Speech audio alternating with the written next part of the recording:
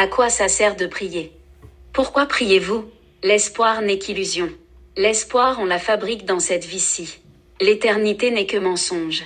Ou plus exactement, l'éternité n'est donnée qu'à Dieu et son Fils unique. Pourquoi l'appelle-t-on Fils unique alors que nous sommes tous ses enfants, dans le sens de création et créature? Jésus n'est donc pas comme nous. C'est pourquoi nous intercédons en lui. Il est le Dieu véritable. Non ses rêves et cauchemars. Pourquoi Dieu a besoin de prophètes pour parler à son univers? N'est-il pas prophète lui-même? Si justement, être prophète c'est être capable d'écrire la prophétie de Dieu. Dieu est le mieux placé pour écrire sa propre prophétie. C'est pourquoi nous disons que la prophétie a pris fin avec Jésus. Il est le dernier envoyé de Dieu, donc son dernier prophète. La Bible se termine en Apocalypse. L'Apocalypse c'est comme l'Armageddon, comme le ragnarok. Cela implique une fin du monde via la guerre. La guerre mondiale est donc un ragnarok, une apocalypse, et si nous ne passons pas par la guerre, l'apocalypse implique aussi une éclipse, comme un saut dans le temps, un effacement d'une partie de l'histoire ou comme on l'appelle dans One Piece, un siècle oublié. Le cataclysme et l'éclipse sont donc reliés dans le mot apocalypse, tout comme l'apogée du Christ, celui qui est écrit, celui dont le nom revient et restera éternellement. La plupart des gens prient pour l'éternité, pour vivre éternellement. Mais l'éternité n'est donnée qu'à Dieu et à l'être qui lui ressemble le plus. Prier pour l'éternité c'est comme demander à Dieu qu'il fasse de vous des dieux. Ou à moindre sens, des anges. Car oui les anges sont éternels. Mais tout comme Dieu, personne n'a jamais vu d'ange. Si ce n'est dans les représentations que nous en faisons, voire dans les récits de Dieu. Dieu parle de ses anges protecteurs comme les archanges. Mais laissez-moi vous dire que les archanges ne sont qu'un chœur. Des choristes dont la seule fonction est de célébrer Dieu. C'est pourquoi Dieu nous a créés nous les humains. Car contrairement aux anges asservis, nous humains avons d'autres fonctions, d'autres raisonnements et d'autres intérêts. Nous bâtissons le royaume de Dieu sur terre. Tout comme les Juifs d'Israël bâtissent le troisième temple.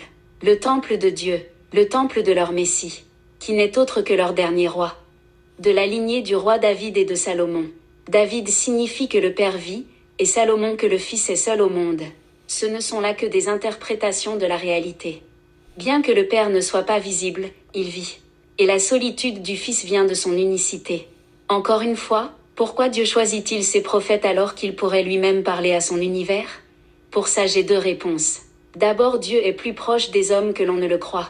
Autrement dit, Dieu pourrait être son propre prophète. Après tout, qui de mieux qualifié que Dieu pour apporter sa propre parole? Dieu se mélange à son univers. C'est pourquoi nous croyons que Dieu est omniprésent. La deuxième réponse s'agit justement en raison de cette omniprésence. Voyez Dieu comme un œil, comme l'œil de la pyramide ou comme l'œil d'un billet de $1 américain. Dieu en tant qu'œil voit mais ne peut pas nous parler. Dieu en tant qu'œil lit mais ne nous entend pas. C'est pourquoi il ne répond pas à nos prières récurrentes. Mais je crois qu'il répondra à une prière globale. Après tout, si Dieu doit intervenir, c'est pour le globe et non l'individualisme. Dieu est sourd à nos prières. Mais en tant qu'œil, il est attentif à nos écrits. Il sait lire? Oui, bien sûr. Nous sous-entendons qu'il sait lire vu que c'est lui qui a apporté l'écriture à l'humanité. Sans lui, nos transmissions ne sont que verbales et orales. En conclusion sur ce thème, Dieu ne choisit pas ses prophètes. Il est lui-même ce prophète. Il est lui-même cet homme. C'est en ce sens qu'il est toujours présent. La prière future, c'est l'espoir d'une vie dans l'au-delà, une vie éternelle. Mais l'éternité est réservée à ceux qui sont capables de s'identifier comme étant Dieu. Les monarques, les rois, les dictateurs ont essayé et se sont pris pour Dieu, avec des statues en leur honneur. Malgré cela, ça n'a pas fait d'eux des dieux. Ils sont restés mortels. Tout ça pour dire que s'identifier comme Dieu est un péché punissable par Dieu lui-même. Les seuls êtres à être montés au ciel de leur vivant sont Enoch, Élie et Jésus. Les autres sont descendus sous terre. C'est pourquoi Dieu dans sa grâce permet la réincarnation. Mais la réincarnation n'est pas un cycle de grâce. C'est un cycle de torture. C'est pourquoi l'idéal dans la réincarnation c'est d'être comme le Bouddha. Repousser nos désirs, repousser ce qui nous pousse à nous réincarner, afin d'atteindre la paix de l'âme et le repos de l'esprit. C'est ce qu'on appelle le nirvana. C'est un repos éternel, qu'on souhaite à nos défunts, que son âme repose en paix, qu'il atteigne la paix de l'Éternel. Amen.